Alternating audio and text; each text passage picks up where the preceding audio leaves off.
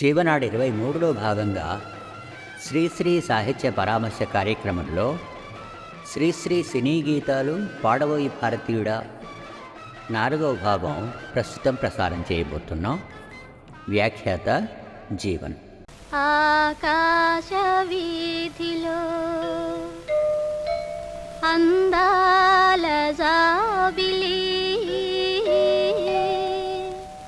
ఒయ్యారి తారను చేరి ఉయ్యాలలోగిని సయ్యాటలాడని ఆకాశ వీధిలో అందాల జాబిలి ఒయ్యారి తారను చేరి ఉయ్యాలలోగిని సయ్యాటలాడని. తూరుపు సింధూరపు మందారపు వన్నెలలో ఉదయరాగం హృదయగానం ఉదయరాగం హృదయగానం. తూరుపు సింధూరపు మందారపు వన్నెలలో ఉదయరాగం హృదయగానం ఉదయరాగం హృదయగానం. సినిమా కవిత్వం రాసేటప్పుడు మీరు ఎలా ఫీల్ అవుతారు అంటూ ఓ సినీ అభిమాని ఆ మధ్య శ్రీశ్రీని ప్రశ్నించాడు. అందుకు సమాధానం, ఈ పాట ఎంత వేగిరం పూర్తయిపోతుందా, వాళ్ళిచ్చే డబ్బులు ఎప్పుడు చేతుల్లో పడతాయా అనుకుంటాను అన్నది. కొంటె ప్రశ్నకు కొంటెగానే సమాధానం వస్తుంది. శ్రీశ్రీ సినిమాను వృత్తిగా ఎంచుకున్నప్పటికీ దానికే పూర్తిగా లొంగిపోయాడు అని అనటం సమంజసం కాదు. శ్రీశ్రీ సినిమా రంగానికి అమ్ముడుపోయాడు అనడం కూడా అంతే. ఈ వ్యవస్థలో ఎవరు దేనికి అమ్ముడుపోవటం లేదో, అసలు పెట్టుబడిదారీ విధానమే ఇది, అమ్ముకోవటం కొనుక్కోవటం. ప్రస్తుత సినిమా రంగం పూర్తిగా పెట్టుబడిదారుల చేతుల్లో ఉంది. సినిమా నిర్మాత లోకోద్ధరణకు కట్టుబడి లేడు. గొంగడి మీద కూర్చొని వెంట్రుకలు లేకుండా ఎవడూ తినలేడు అనేది వెనుకటికో సామెత. అటువంటి పెట్టుబడిదారీ వ్యవస్థలో ఉండి వాటిలోని లోపాల నుంచి బయటపడటం అంత తేలికైన విషయం కాదు. అందువల్ల తన పరిమితులకు లోబడి ఆయన సినిమా రంగంలో ప్రత్యామ్నాయ విలువల కోసం శ్రమించాడు అని నిర్ద్వంద్వంగా మనం చెప్పవచ్చు. సినిమా రంగంలో సామ్యవాద భావజాలాన్ని ప్రవేశపెట్టింది కూడా శ్రీశ్రీయే కదా. సినిమా అనేది ఓ వ్యాపారం, ఇది ఎవరూ కాదనలేరు. దీనిలోని ప్రధాన సూత్రం దోచుకో లేదా దోచుకోబడు, rob or to be robbed, అంతే. పెట్టుబడిదారీ వ్యవస్థకు మూల సూత్రం ఇదే. పై ముసుగులు ఎన్ని కప్పినా వ్యాపార సరళికి అరణ్యనీతికి ఆంతర్యంలో అవినాభావ సంబంధం ఉంది. అడవిలో 2 రకాల జంతువులుంటాయి. అవి వేటాడేవి, వేటాడబడేవి. మానవారణ్యంలో కూడా అంతే అంటాడు శ్రీశ్రీ. సినిమాను ఆధునిక జీవితం నుండి వేరు చేసి చూడలేం. ఇది ప్రపంచానికి కొత్తగా వచ్చిన కళారూపం. మొదటి ప్రపంచ యుద్ధానంతర కాలంలోనే ఇది కళారూపంగా స్థిరపడిపోయింది. 2వ ప్రపంచ యుద్ధం తరువాతనే సినిమాలో వాస్తవికతావాదం, రియాలిజం చోటు చేసుకుంది. భారత సినీ రంగంలో ఈ వాస్తవికతావాదాన్ని సత్యజిత్ రాయ్ ప్రవేశపెట్టాడన్నదే వాస్తవం. తెలుగు సినిమా రంగంలో మొదటి నుంచి వస్తున్న లక్షణం ఏమిటంటే, ఇందులో రచయితకు స్వేచ్ఛ ఏమాత్రం లేదు. అతను నిర్మాతల చేతిలో కీలుబొమ్మ. తన కథని, డైలాగ్స్ని నిర్మాత లేదా హీరోయిన్స్ ఎట్లా మార్చమంటే అట్లా మార్చాల్సిందే. అందువల్లనే రచయితే వీళ్ళందరినీ శాసించే రోజు వచ్చిన నాడే సినిమా రంగం బాగుపడుతుంది అంటాడు శ్రీశ్రీ. సినిమాను తిట్టి ప్రయోజనం లేదు, దాన్ని ఆయుధంగా వాడుకోవాలి, అంతే. మహానటి సావిత్రిని గురించి తెలుగు సినీ ప్రేక్షకులకు ప్రత్యేకించి చెప్పాల్సిన పని లేదు. నటనలో ఆమె జీవిస్తుంది. పాత్రలకు ప్రాణం పోయటం అనే విషయాన్ని ఈ తరం నటీనటులు సావిత్రి నుంచే నేర్చుకోవాల్సి ఉంటుంది. ఏ భావాన్నైనా అవలీలగా హావభావాల్లో వ్యక్తీకరించగల నటి ఆమె. ఆమె నటించే సినిమాల్లో హీరోలతో సహా మిగతా నటీనటులు ఎంతో శ్రమించేవారట. అసలు ఆమె కళ్ళకే ఓ భాష ఉంటుంది అని ఆ తరం అనుకునేది. ప్రస్తుతం అక్కినేని నాగేశ్వరరావు సరసన నాయికగా ఓ మనోహర ప్రేమ గీతంలో ఆమె చేసిన నటన చూడండి.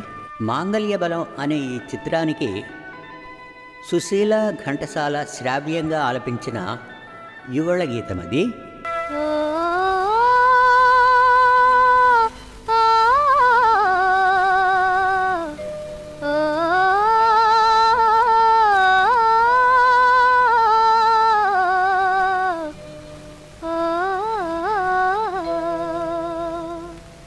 ఆకాశ వీధిలో అందాల జాబిలి వయ్యారి తారను చేరి ఉయ్యాలలోగిని సయ్యాటలాడని ఆకాశ వీధిలో అందాల జాబిలి వయ్యారి తారను చేరి ఉయ్యాలలోగిని సయ్యాటలాడని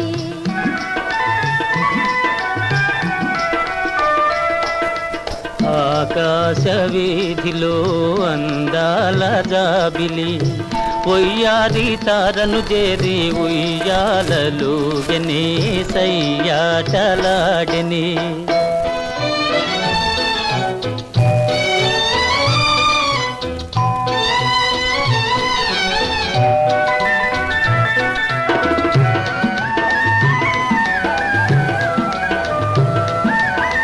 జలతారు మేలి మబ్బు పరదాలు నేసి తెరచాటు చేసి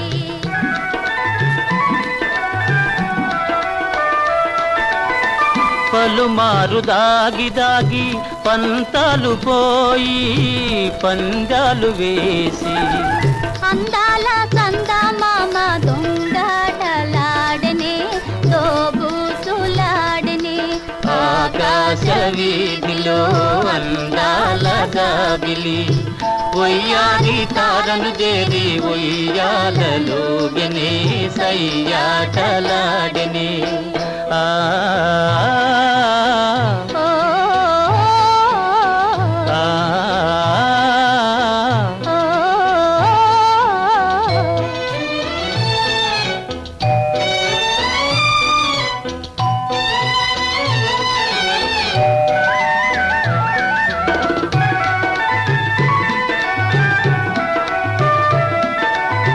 జడివాన హోరుగాలి సుడిరేగిరాని జడి పిల్చబోని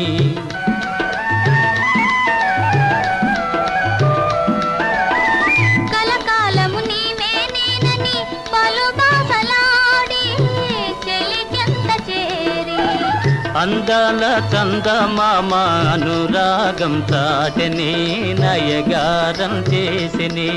ఆకాశ వీధిలో అందాల జాబిలి ఒయ్యారి తారను చేరి ఉయ్యాలలోగని సయ్యాటలాడని. ఆ ఓ ఆ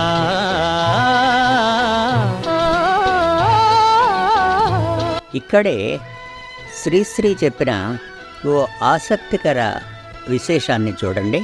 ఆయనకు కవిత్రయం ఉన్నట్టుగానే నటిత్రయం కూడా ఉన్నారు. వారిని గురించి ఆయన సినిమా వ్యాసాల్లో రాశాడు ఒక చోట. తన దృష్టిలో సినిమా రంగంలో ముగ్గురు స్త్రీ శిల్పులున్నారు.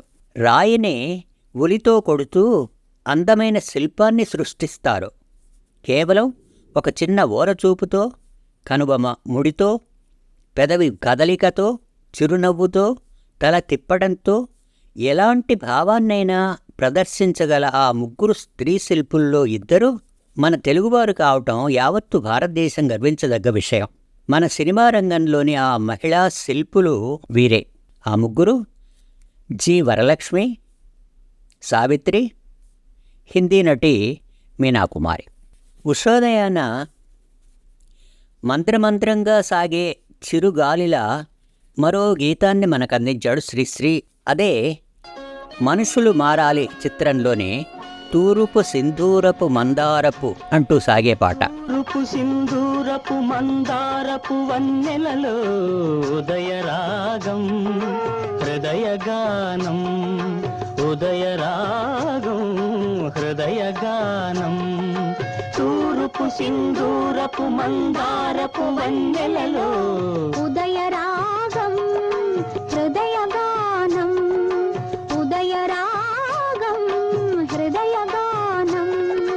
మరల మరల ప్రతి ఏడు మధుర మధుర గీతం జన్మదిన వినోదం.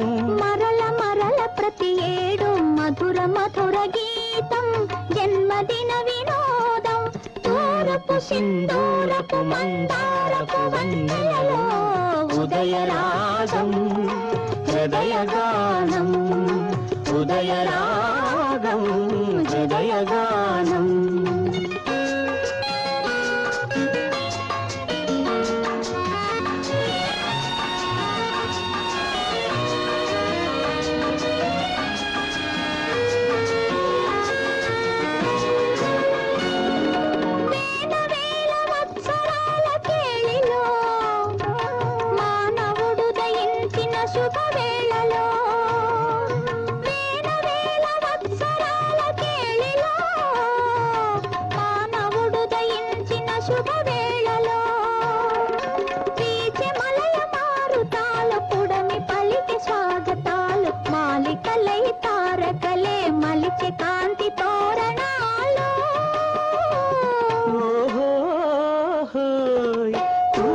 సింధూరపు మందారపు వన్నెలలో ఉదయరాగం హృదయగానం, ఉదయరాగం హృదయగానం.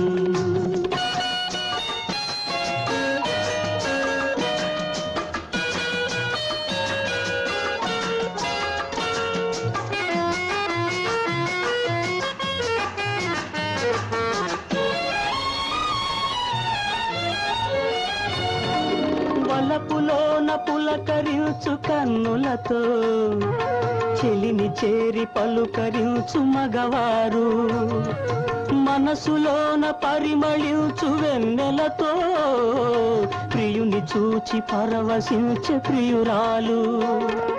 జీవితమే స్నేహమయం, ఈ జగమే ప్రేమమయం. ఏమంటే ఒక భోగం కాదు కాదు అది త్యాగం. తూరపు సింధూరపు మందారపు వన్నెలలో ఉదయరాగం హృదయగానం, ఉదయరాగం హృదయగానం. కెవి మహాదేవన్స్ సంగీతం సమకూర్చగా బాలసుబ్రహ్మణ్యం, సుశీల పాడిన యుగళ గీతం ఇది. ఎస్పి బాలసుబ్రహ్మణ్యం మొదటిసారిగా పాడిన శ్రీశ్రీ పాట ఇది. తూర్పు సింధూరం అనే ఈ రెండు మాటలు విని ఆ రోజుల్లో ఇదో కమ్యూనిస్టు పాట అని ఉలిక్కిపడ్డారట. అందుకే అన్నాడేమో శ్రీకాకుళ పోరాట కవి సుబ్బారావు పాణిగ్రాహి, ఎరుపంటే కొందరికి భయం భయం, పసిపిల్లలు వారి కంటే నయం అని. అన్నట్టు అప్పుడు 1969లో కేరళలో నంబూత్రిపాద్ నాయకత్వంలో కమ్యూనిస్టుల పాలన ఉండటం యాదృచ్ఛికం. ఆదుర్తి సుబ్బారావు దర్శకత్వంలో వచ్చిన మరో ప్రపంచం చిత్రానికి శ్రీశ్రీ ఒక పాట అందించాడు. ఆ పాట ఇదిగో ఇదిగో ప్రపంచం, ఇది ఎంతో వింత ప్రపంచం అంటూ సాగుతుంది. సామాన్య మనిషే చరిత్ర నిర్మాత అనే విషయం మనం పదే పదే మననం చేస్తుంటాం. పేద ధనిక వర్గాల మధ్య ఆర్థిక వ్యత్యాసాలు తీవ్రతరమవుతున్నాయి. ఆకాశాన్నంటే మేడలొక వైపు, నెత్తిన పైకప్పు కూడా లేని నిత్య దరిద్రులు ఇంకొక వైపు ఉన్న ప్రపంచం ఇది. ఈ సామాజిక అసమానతలు పోవాలనే తాత్వికులతో పాటు కవులు, కళాకారులు ముందు శ్రేణిలో ఉన్నారు. తెలుగులో ఈ సమసమాజ భావనకు గొంతుకనిచ్చిన మొదటి కవి శ్రీశ్రీ. అందుకే సమాజాన్ని ధనికులు కాదు నిర్మించేది పేదలు అని అంటాడాయన. ధనికుల కోసం పేదలు కట్టిన మాయదారి ప్రపంచం అని అంటాడు. క్రమం ముగించే ముందు శ్రీశ్రీ తన సిద్ధాంతాన్నంతా రంగరించి రాసిన ఒక అభ్యుదయ గీతం ప్రసారం చేయబోతున్నాం. అదే పాడవోయి భారతీయుడా అనే గీతం. స్వాతంత్రం వచ్చి 25 సంవత్సరాలు గతించిన పరాయి పాలన పోయి స్వదేశీ పాలనలో కూడా ప్రజలు అనేక సమస్యలు ఎదుర్కొంటున్నారు అని అంటాడు శ్రీశ్రీ. అవి నానాటికి పెరిగిపోతున్న ధరలు, సామాన్యులకు అందుబాటులో లేకపోవటం, అప్పటికి విద్యావంతుల సంఖ్య పరిమితంగా ఉన్నప్పటికీ చదువుకున్న చదువు లేని యువతరాన్ని పట్టిపీడిస్తున్న నిరుద్యోగం, వాటికి తోడు అంతటా వ్యాపించిన అవినీతి, రాజకీయాలను శాసించే పదవీ వ్యామోహాలు, ఇవన్నీ ఈ పాటలో ఆయన ఏకరువు పెట్టినటువంటి సమస్యలే. లో ఘంటసాల ఆలపించిన ఆ పాట వినండి.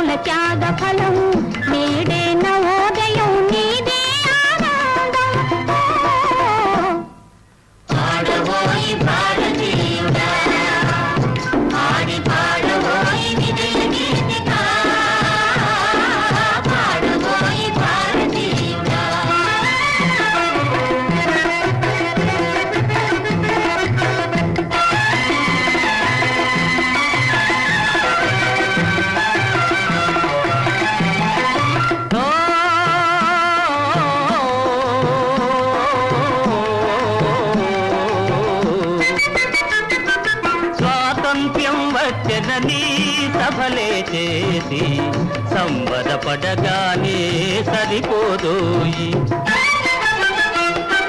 స్వాతంత్ర్యం వచ్చనని సభలే చేసి సంబరపడగానే సరిపోదోయి. సాధించిన దానికి సంతృప్తిని పొంది అదే విజయమనుకుంటే పొరపాటోయి. ఆగతోయి భారతీయుడా, కదలి సాగబోయి ప్రగతిదారులా. ఆగతోయి భారతీయుడా, కదలి సాగబోయి ప్రగతిదారులా. ఆగతోయి భారతీయుడా.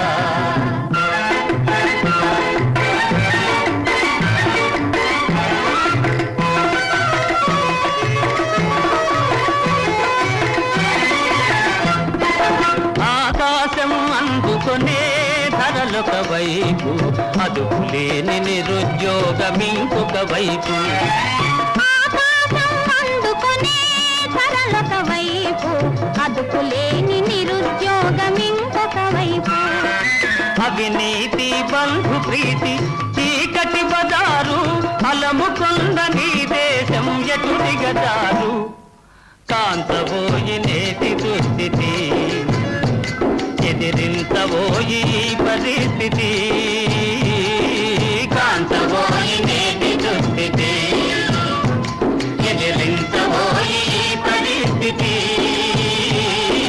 కాంతబోయి నేటి దుస్థితి.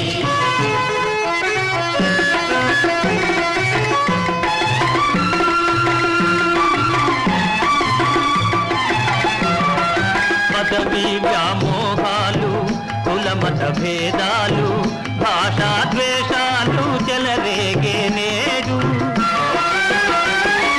పదవి వ్యామోహాలు, కులమత భేదాలు, భాషా ద్వేషాలు చెలరేగే నేడు.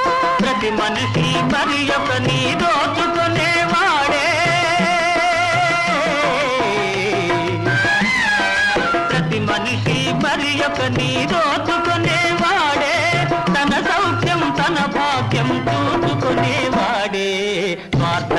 అనర్థ కారణం అది తంపుకొనుట క్షేమదాయకం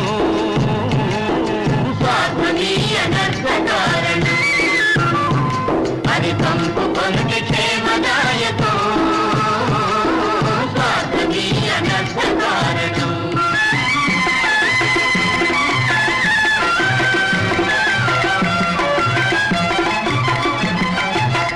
సమాజ నిర్మాణమే నీ ధ్యేయం సకల జనుల సౌభాగ్యమే నీ లక్ష్యం సమ సమాజ నిర్మాణమే నీ ధ్యేయం సకల జనుల సౌభాగ్యమే నీ లక్ష్యం సమ సమాజ నిర్మాణమే నీ ధ్యేయం సకల జనుల సౌభాగ్యమే నీ లక్ష్యం ఏకదీక్షతో గమ్యం చేరిన నాడే లోకానికి మన భారతదేశం అందించును శుభ సందేశం లోకానికి మన భారతదేశం అందించును శుభ సందేశం లోకానికి మన భారతదేశం అందించును శుభ సందేశం లోకానికి మన భారతదేశం అందించును శుభ సందేశం.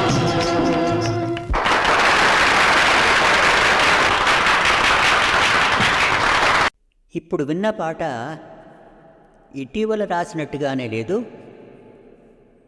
ఇది రాసి 50 సంవత్సరాలు దాటాయి. స్వాతంత్రం వచ్చి 25 సంవత్సరాలు గతించిన తరువాత రాసిన పాట అది. ప్రస్తుతం 75 సంవత్సరాలు గతించాయి. ప్రభుత్వాలు మారాయి, పార్టీలు మారాయి, ఆజాదీ అమృత మహోత్సవాలంటూ పెద్ద పెట్టున ఉత్సవాలు జరుపుకుంటున్నారు. కానీ ఆనాడు కవి ఏకరువు పెట్టిన ఏ సమస్య అయినా పరిష్కరించబడిందా? మనం చూస్తూనే ఉన్నాం కదా. ద్రవ్యోల్బణం, అధిక ధరలు, నిరుద్యోగం, రాజకీయాల్లో ఆశ్రిత పక్షపాతం, అవినీతి. అంతేకాదు మతం పేరిట ప్రజల మధ్య చిచ్చుబెడుతున్న విధానాలు. కవులు చెబుతూనే ఉన్నారు, కళాకారులు పాడుతూనే ఉన్నారు. మరింకా ఎన్నాళ్ళిలా? కాలమే పరిష్కరిస్తుందా? చూద్దాం. ఆశావాదులం కదా. ఆకాశం అందుకొనే ధరలొక వైపు, అదుపులేని నిరుద్యోగమింకొక వైపు, అవినీతి బంధు ప్రీతి చీకటి బజారు, అలముకొండ నీ దేశం ఎటు దిగజారు. ఈ కార్యక్రమం ఇంతటితో సమాప్తం. వచ్చే వారం జీవనాడి 24లో భాగంగా ఇప్పపూలు గిరిజన సంచార తెగల కథా సంకలనం నుండి మరో అద్భుతమైన కథ రక్తపింజర ప్రసారం చేయబోతున్నాం. కథ రచయిత సాహు. సెలవు, మీ జీవన్.